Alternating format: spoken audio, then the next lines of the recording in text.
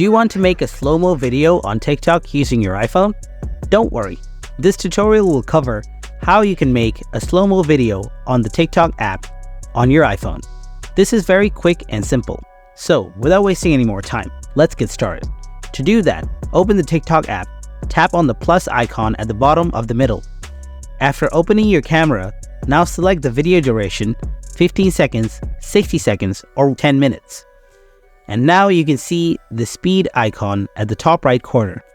Tap on it, then select the video recording speed like 1 multiply, 0.5 multiply, or 0.3 multiply. And you can also add a filter and makeup from here. After that, hold the red circle for recording. And when completing the recording, you can add music, text, and emojis from here. After that, tap next. And from this interface, you can add a description, hashtag, location, and share platform also.